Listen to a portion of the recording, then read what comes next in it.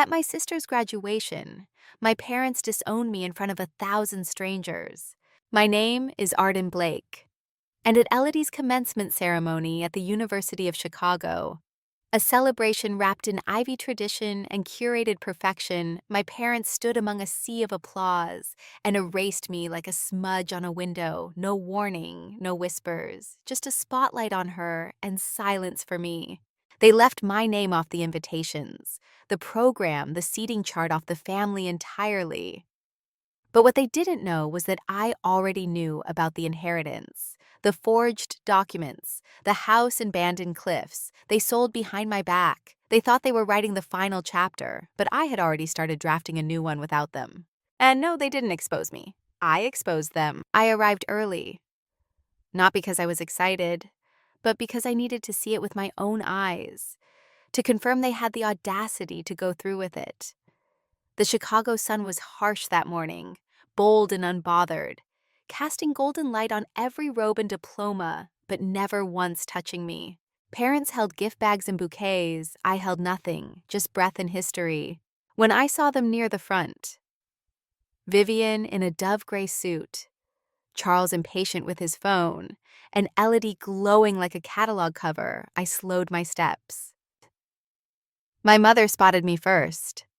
Her eyes paused on my face, like I was a misplaced item in a store she no longer shopped at. "Oh, Arden," she said, flat and unimpressed, "you came." "I got the invitation," I answered, even though we both knew it wasn't meant for me. She gave a tight smile. "Must have been forwarded. I wasn't sure it reached that far. My father didn't speak, he just checked his watch." Elodie opened her arms for a brief cautious hug. "You look beautiful," I said. "Thanks," she whispered. Eyes flicking to our mother, measuring how much affection was allowed. I turned to the easel beside the arch. The Blake family. It read in elegant serif Vivian Charles Elodie, plus 2 guests. I searched the list. My name wasn't there. Someone handed me a badge. Plain white, no crest, no ribbon, just the word, guest. I stood there far too long just staring at the word printed on my badge. Guest plain black font, no crest, no warmth, no name. I had helped my mother design the original Blake family crest 20 years ago. We spent a week on the typography, arguing over serif weights, curve thickness legacy. I was 12. She called me her little herald. Now I was just a placeholder. I should have left. That would have been the self-respecting thing to do. Walk away before the humiliation crystallized in front of me, but I didn't. Instead, I clipped the badge to my lapel and walked into the tent like someone crashing their own funeral. The ceremony began promptly at 11:03, the kind of punctuality my mother prided herself on. And timed applause curated dignity. Professors spoke, trustees mumbled anecdotes. The audience laughed on cue. I sat alone, tucked in the far left section between a sleeping grandfather and a toddler who kept scribbling over the program with a pink crayon. Then Charles Blake took the stage. He adjusted his tie, cleared his throat, and smiled. That practiced public smile he always saved for interviews and investors. Today, he began, we celebrate the brilliance and dedication of our eldest daughter, Elodie. Her journey has been nothing short of extraordinary. Polite applause. Cameras clicked. Elodie lowered her head modestly. But then, he kept going. "This day also marks a turning point for our family," he said. A necessary shift in energy, values, and vision. I felt the air drop in temperature. We've made a difficult decision. From this day forward, we will no longer be extending ourselves to those who do not align with the integrity we hold. He paused just long enough. That includes our youngest daughter, Arden. Silence. No gasp, no outrage. Just the soft cough of someone uncomfortable and the barely audible rustle of someone uncrossing their legs. I didn't stand, I didn't cry. I placed my hands flat on my lap and counted each breath like it might anchor me. My ears buzzed. My heart didn't race, it slowed, the kind of stillness you feel just before breaking. I looked straight ahead. Elodie didn't flinch. She didn't look at me. Not once. She just stared down at the podium as though my name had never belonged to her world. Someone behind me whispered, "Did he just say?" Another voice answered, "Who does that at a graduation?" I didn't stay to hear more. When the speech shifted into business metaphors, roots, weeds, pruning the tree of legacy, I stood up quietly and walked out. Not because I was broken, but because I had finally stopped pretending I wasn't. The reception was held on the quad under strings of gold lanterns. I searched the tables. There it was, the Blake family and guests.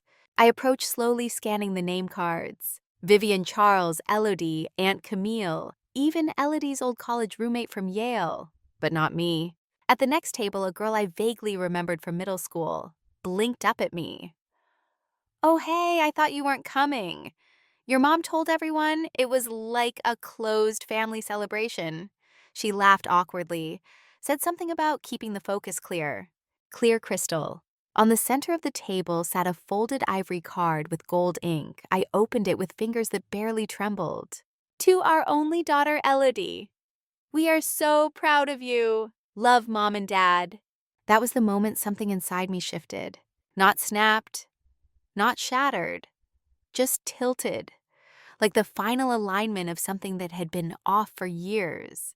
A woman in a floral dress passed behind me and glanced at my chest. "Oh, you must be with the catering team. You're not wearing the family pin." I looked down at the white square guest. Not a name, not a role, just a ghost, just someone passing through. So I smiled politely, hollowly, and reached for a glass of Prosecco from a passing tray. I didn't toast. I didn't speak.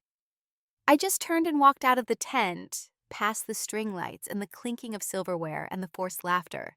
Outside, the city was alive. Families dined on patios. Students clutched diplomas. Children held balloons that said "Chicago Strong." I passed through them like mist. No destination, no company, just the echo of applause that had never been for me. It wasn't until the skyline faded behind me and the L train rocked gently into motion that I finally let myself breathe. Back at my apartment, I dropped my shoes by the door. The silence greeted me like an old friend, familiar, forgiving. I tossed the program onto the counter. It flipped open to a photo, Vivian, Charles, Elodie, all three smiling. The caption read, "A proud moment for the Blake family." There was no room for ghosts in that frame. No trace of me. That night, I sat cross-legged on my living room floor, a high school yearbook in my lap. It was Elodie's graduation 10 years ago. My mother had told me not to come that day either. "It's not your moment, Arden." I flipped to the family tribute page. There it was again, to the daughter who never gave up. "We are so proud of you, Elodie." The photo showed them on our front porch. Spring light matching smiles. I remembered that photo. I was in it once. But not here. Here I had been edited out, cropped, cleanly erased with intention. I stared at the edge of the page until it blurred, and I realized they hadn't forgotten me. They had rewritten the story without me. The next morning, sunlight crept through the blinds, warming the side of my face. I had fallen asleep on the floor again. Legs curled, one arm clutching the old yearbook like it might anchor me to something that once felt real. My neck ached. My heart didn't. I got up, washed my face in silence, and dressed for work like it was any other Monday. I still worked at the nonprofit on Lake Street, managing donor relations and fielding grant proposals, like the good daughter. They raised me to be responsible, low maintenance, and visible. No one said a word about the ceremony. Of course not. Why would they? The Blakes had always curated their image well, and I had always complied by not saying a thing, not really. Around 10 a.m., while I was refilling my mug in the break room, Rachel, a junior analyst barely out of college, waltzed in, phone in hand. "Oh my God, Arden," she said cheerily. "I saw your sister's graduation pics last night. That red dress. She looked amazing." I smiled, holding the cup steady. She always looks the part. Rachel grinned. "You're so mysterious. Were you there?" In the shadows, I said quietly, like always. She didn't catch the tone. She never does. I left her rambling about summer plans and walked back to my desk, past colleagues who once shook my father's hand at charity golf tournaments, but now wouldn't meet my eyes. Not out of cruelty, just convenience. People don't like to witness things that make them uncomfortable. I sat down, opened my inbox, and saw nothing urgent. But my reflection hovered in the screen like a ghost, half there, half disappeared. Just like I had been in every family newsletter, every photo, every public mention. One Christmas, they sent out cards to donors with only Alara's photo, branding my mother had said. It wasn't one moment that broke me. It was thousands. And as I sat there, I remembered something I hadn't left the graduation empty-handed. I'd taken the ivory envelope, the one that said, "To our only daughter, Alara," with gold foil lettering. I had slipped it into my purse, smooth as breath. Because ghosts don't knock things over. We just take back what we were never supposed to find. That night, I placed it in the shoebox beneath my bed, alongside birthday cards with names scratched out printed programs where my role had been quietly deleted, and a small pin I wasn't allowed to wear. I didn't cry. I got quiet. And then I began. The rain started just after midnight, soft, almost considerate, like it didn't want to interrupt whatever reckoning was beginning in that room. I sat on my worn-out couch, a blanket around my shoulders, my laptop open, and casting a faint blue glow against the dark. I hadn't moved in hours, hadn't blinked much either. I wasn't looking for comfort. I was looking for proof. There was still a shared Google Drive linked to my personal email, left over from when I used to help with bookkeeping for the Blake Family Fund. They never revoked my access. Of course not. They don't think people like me remember how systems work. They like to erase people with sentiment, not passwords. At first it was nothing, donation receipts, board meeting transcripts, tax records. But then my eyes caught something. A folder labeled blandly like it wanted to stay hidden. Holdings updated. Inside, a PDF transfer authorization. Lakeshore property, final. I clicked. There it was, my full name, Arden Elise Blake, printed neatly above a signature that looked eerily similar to mine. But the E curved too wide, the D looped backward. It was a forgery, sloppily done, but legally notarized, by none other than Savannah Blake, my cousin. The notary seal glared at me like betrayal in ink. I opened my drawer and pulled out an old lease agreement, compared the signatures. Not even close. They hadn't just disowned me in front of a crowd. They had erased me from my own inheritance. The lake house in northern Michigan. The one Dad left me in his will. The one I helped repaint every summer during college. The one they let Alara use for her milestone birthday, now sold gone. The violation sat in my chest like cold iron. This wasn't just cruelty. This was criminal. I closed the laptop slowly, like sealing a coffin. My hands didn't tremble, my mouth didn't open. I just sat still in the dark listening to the rain tap against the windows. And at 3:17 a.m., I picked up the phone and dialed. The only person who ever told me my voice mattered. Aunt Jo. A pause. Then her rasp. "Arden, baby, are you okay?" "No," I whispered, voice breaking. "They forged my name on the deed. They sold the house." Another silence. Then, "You saw it. You knew." I didn't know what to do. "Your mama said it was just paperwork, that they were cleaning up the books." I slid down the kitchen wall, heart heavy. "You knew Aunt Jo. You knew they were moving my name off the deed." "I thought they'd tell you. Later, I'm sorry, I should have said something." Her voice cracked like old wood.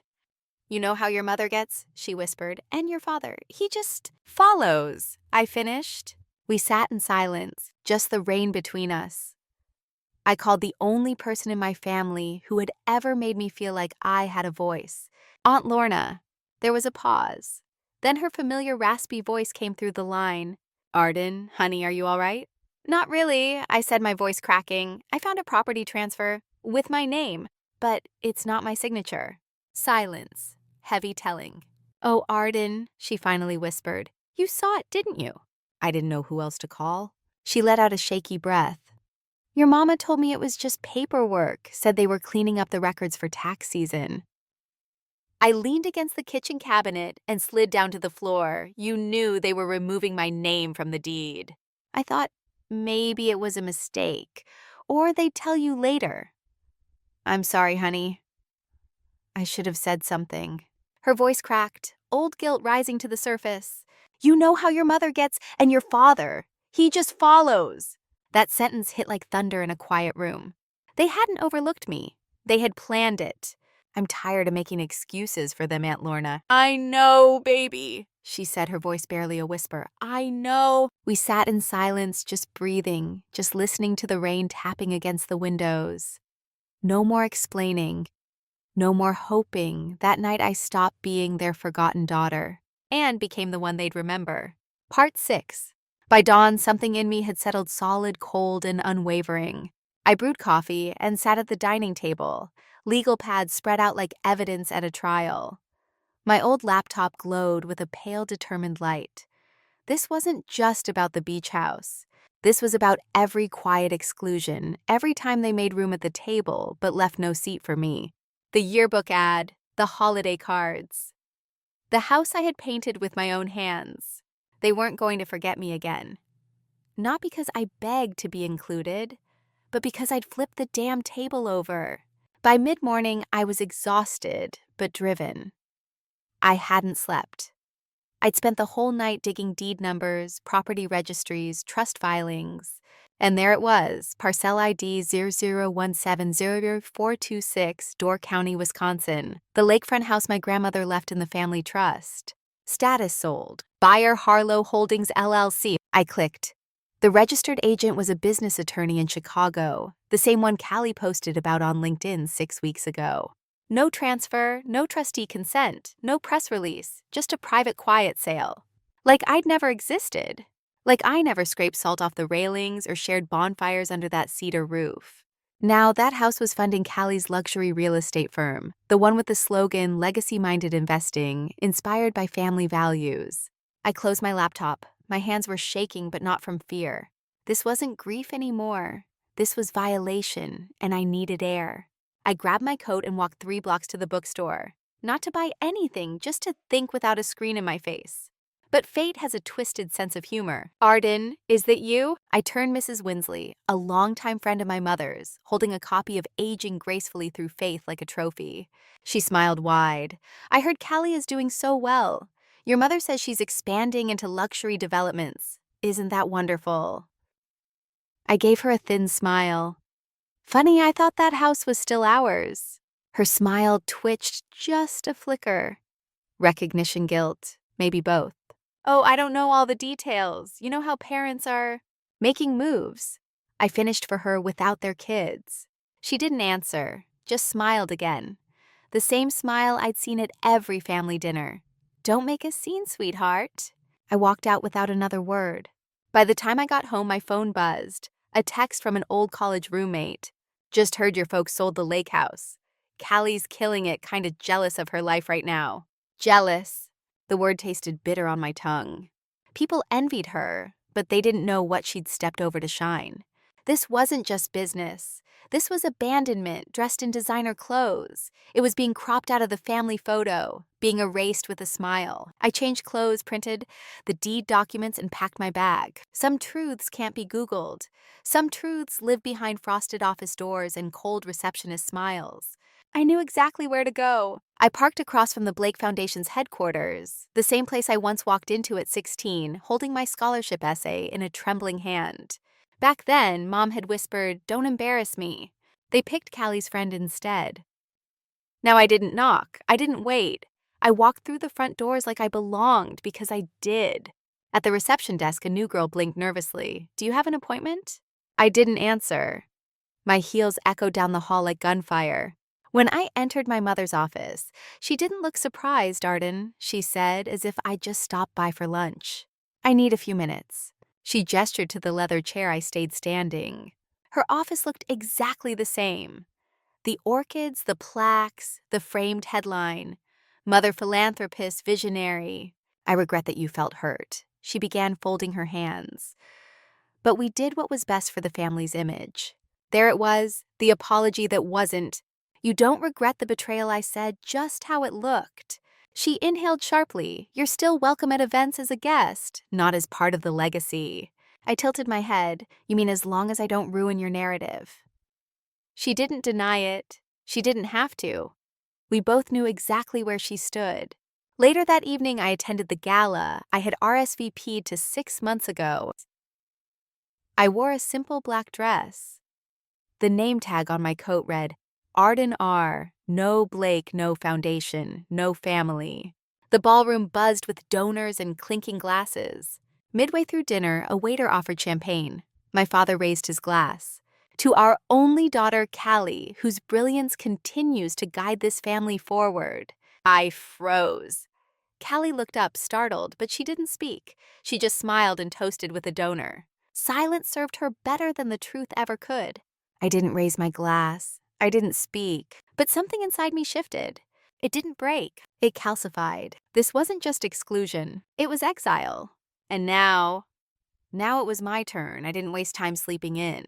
By the time sunlight sliced through the slats of my blinds, I was already at the kitchen island, surrounded by papers, files, and a half-empty cup of cold coffee. My laptop screen flickered with legal documents, trust ledgers, and metadata extractions. Everything I needed to prove what they did, not emotionally, but legally. They'd forgotten to revoke my cloud access after I left the foundation's accounting team. Typical. They never expected me to keep watching, but I had. Quietly, like women like me are taught to wait, endure, observe. That morning, I didn't just review files. I cross-referenced timestamps. I pulled metadata from PDF edits. I matched my old emails to transaction logs and signature blocks. And somewhere between the broken coffee stir and the third round of documents, it became clear. There had been a real estate transaction, one that reallocated trust assets, one that used my name without my consent.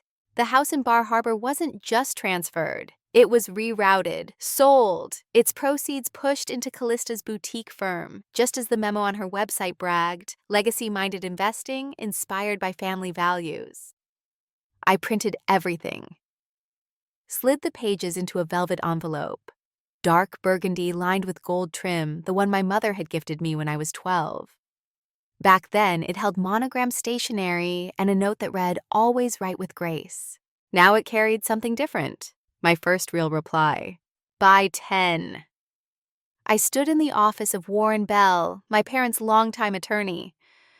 He looked older, a little more cautious, like a man who'd learned to brace for storms he once thought would never come. 2 minutes, I said, handing him the envelope. He studied the label, typed precise. He didn't ask who it was from, just nodded like a man recognizing the first tremor before the quake. I'll have to review. There's a notarized affidavit, a trust challenge, and a link to voice recordings. Instructions are inside. He hesitated. I assume this comes with expectations. No, I said quietly. It comes with consequences. I didn't wait for him to respond. Back in the elevator, I caught my reflection in the brushed chrome doors. I looked like someone who hadn't slept, but I felt more awake than I had in years. The voice recordings hadn't been easy to gather. They'd taken months, quiet moments in hallways, boardrooms, car rides, slips of truth dropped in passing. They never thought I was still listening. But I always had been. One clip echoed in my head. Mom during a charity lunch briefing. We only use Callista's face. Arden doesn't fit the image we're selling. Then Dad with a chuckle. She used to read everything. They were wrong, I still did. Back at home, I sat on the floor cross-legged beneath the bookshelf, staring at the old family photo, the one taken before Callista's graduation, before I was cropped out. I'd kept it not out of sentiment, but because I knew one day they'd pretend I was never there. And now I didn't feel rage. Not in that moment. Not because I forgave them, but because I'd finally acted. I didn't send that envelope in anger. I sent it like you send a receipt. Proof of transaction. Proof that I existed. Proof that I knew. Later that night, I called my lawyer. My voice was calm. I don't want revenge, I said, but I won't let them twist my silence into consent. If they're going to erase me, I want the record to show who held the pen. He paused, then answered, "Then it starts now." The next morning, I opened my laptop out of habit, just intending to check the weather, maybe glance at my emails. But before I even reached for my coffee, I knew something had shifted. 17 new notifications, 4 missed calls, 1 from a blocked number, 1 from a reporter I vaguely remembered meeting at a charity event years ago. I didn't answer any of them. Instead, I went straight to the source. There it was, front page bannered across the homepage of a national nonprofit watchdog site. Legacy or illusion inside the Blake Foundation's quiet collapse. My breath caught before I even clicked. I didn't need to. I had written half of it with my silence. They didn't name me. Of course not. That would be too obvious. But every line hinted at me, referenced internal memos, donor communications, restructuring documents. I knew like scripture. Because I'd read them, annotated them, cried over them. The public didn't know who blew the whistle, but the Blake Foundation absolutely did. And for once, I wasn't the one erased. By noon, the fallout was visible. Gala events postponed. 2 major donors announced they were reevaluating long-term affiliations. LinkedIn buzzed with vague posts about leadership shifts and alignment opportunities. I watched it unfold from my apartment, still in sweatpants, my phone face down beside me. I hadn't even brushed my hair. But the story kept growing without me. I scrolled until I saw it. A subheading, former stakeholders silenced. And then an email chain, a screenshot from 3 years ago. My name wasn't typed out, but it didn't have to be. It referred to the younger Blake as a complication, someone who overanalyzes board decisions and lacks the PR polish we require. It wasn't just strategy, it was intent, deliberate omission, masquerading as professionalism. And then it happened. A leak. Not the full archive of voice memos I'd compiled for legal review, but the one where my mother in a pre-gala briefing told her board, "We only use Caroline's face in marketing. Arden doesn't align with the aesthetic we're projecting." Then my father's voice lower, amused. "She used to read everything. The internet did what it does best. It dissected every syllable. Podcasts picked it up. Twitter boiled, TikTok accounts stitched their commentary, some with tears, some with rage. And all I did was sit still. For the first time in my life, I didn't feel erased. I felt seen. That afternoon, I walked to the corner deli to breathe. The cashier nodded politely, but didn't say a word. On my way home, I passed a bus stop. A woman in her 40s was scrolling the article on her phone. I didn't stop. I didn't need to. When I got back, another email waited for me. This time from a PR firm I recognized, one often hired by the foundation. "We're preparing a unifying public statement. We'd love to include a quote from you, Arden. Your voice matters." No greeting, no warmth, just a request wrapped in spin. I didn't reply. That night, Astoria. My mother announced a Blake family luncheon at the Bostonian Club. The message was short, unapologetic. Only 2 board members showed up. Caroline predictably didn't. I could picture my mother at the head of the table, rearranging silverware between practiced smiles, forcing out phrases like, "We're focusing on healing." Translation: she was losing grip and fast. But it was already too late. Questions were being asked about the Rockport estate, about the falsified transfer, about the revised trust document. The questions weren't shouted. They didn't need to be. They came quietly in calendar cancellations, in phone calls, gone unanswered, in donations rerouted to better aligned causes. At 10 p.m., I refreshed the news page one last time. A new image appeared, my mother leaving the foundation's building in her tailored cream blazer, but her signature gold lapel pin, the one she never removed, wasn't there. That pin had once felt like a finish line to me, a symbol I would have done anything to wear. But now, I sat cross-legged on my couch laptop, still warm on my legs, and for the first time in years, I felt light. I didn't have her pin. I had something better, the truth. And soon, I would have the court's word to prove it. Philip rose slowly, buttoning his blazer with a calm that felt heavier than steel. "Your Honor," he said, clearly, "we respectfully submit Exhibits A through E into the court record." No objection came. Not from my mother, not from my father, not even from Caroline. Philip's voice held steady as he continued. "These include itemized financial records tied to the Rockport estate sale, Notarized documents verifying signature fraud, and audio recordings referencing exclusionary practices linked to the Blake Foundation's trust disbursement. The courtroom didn't gasp, it shifted. Chairs creaked, pens stilled, someone coughed and then immediately went quiet. But it was Exhibit D, the certified will of my grandmother, Eleanor Blake, that cracked through the room like a fault line. Philip approached the bench with quiet reverence, like he was laying down something holy. This will predates the current document filed by the Foundation. It designates Arden Blake. He looked over at me as the primary beneficiary of the Rockport estate and any future disbursement from the Blake Family Trust. I didn't move, but across from me, Caroline's fingers froze mid-scroll. My mother's head turned so fast I heard the wind of it. My father tried to speak, but his voice came out cracked. That version was never meant to. The judge lifted one hand, palm flat. Her voice was cool and precise. Was it notarized and properly witnessed? Philip didn't hesitate. Yes, Your Honor, executed by the original legal team assigned to Eleanor Blake's estate. That team was dismissed shortly after this document was filed. My father leaned forward like he was going to protest, but the judge cut him off before he could gather momentum. Intentions don't override law. Mr. Blake documentation does. Caroline leaned in close to Astoria, whispering something sharp and urgent. My mother didn't respond. Her jaw had locked into that high society tightness she wore like jewelry. But I saw it, the twitch near her eye. Not anger. Recognition. She had always known this day might come. Philip pressed play on the next exhibit. The audio crackled for a second. Then my mother's voice came through clearly. We only use Caroline's face in marketing. Arden doesn't reflect the brand we've built. Then my father. She used to read everything. The silence that followed was surgical. Astoria stood so suddenly, her chair scraped back hard against the floor. Her voice cut through the stillness like glass. You ungrateful girl, you waited all this time just to ruin us.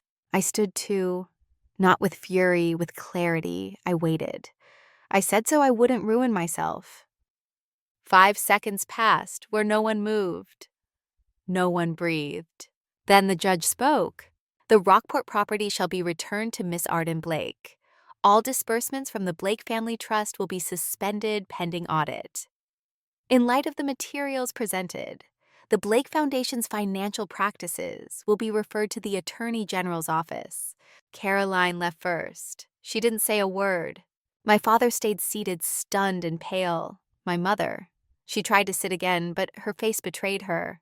Her kingdom had been built on curated grace, and now it had collapsed on the record. Philip sat beside me and whispered, "You okay?" I didn't answer right away, just looked down at my lapel. The gold crest she used to wear wasn't there. I didn't need it. I had something she never did. The truth. And the name they tried to take from me, I carried it without apology. 6 months later, I stood barefoot in the center of a sunlit room that hadn't existed the last time my parents spoke my name. The floors were reclaimed wood. The walls still smelled faintly of primer and promise. What used to be an abandoned public library on the outskirts of Burlington, Vermont, was now something else entirely. An arts and literacy center for girls in the foster system. Girls who, like me, had once walked into rooms where no one looked up, where their absence was easier to process than their presence. There was no ribbon-cutting ceremony, no press, just chipped folding chairs, a dented punch bowl, and a cluster of teenage voices reading poetry into a cheap microphone that screeched every time someone got too close. But it was mine. Every creaky floorboard, every misspelled poster taped to the wall, every breath of it. And more importantly, it was theirs too. In the entryway right beside the worn-out welcome mat, I'd mounted a plaque. Simple bronze, just a few lines. In memory of Eleanor Blake, for the granddaughters they erased and the ones who refused to stay erased. I traced the lettering with my fingers. I hadn't visited her grave since the court ruling. Not because I was angry, but because I knew she would have preferred this quiet legacy, lived out loud. I never returned to the Blake Foundation. Not once. The court had awarded me full legal ownership of the Rockport estate and access to the trust. I could have sold it. I could have burned it down if I wanted to. But I didn't. Instead, I turned the old beach house into a writer's retreat for young women aging out of the system. The first 2 residents moved in last month. One writes essays about grief. The other's working on a sci-fi graphic novel about girls with wings no one else can see. No press release, no interviews, just a quiet donation in my grandmother's name and a handwritten note to the director. For the ones left out of the photos, Astoria and Everett never reached out. Not once. They were still buried in audits and silence, their world buckling under its own curated image. The foundation eventually announced a temporary restructure, but the truth, it was falling apart quietly, neatly, like they preferred everything else.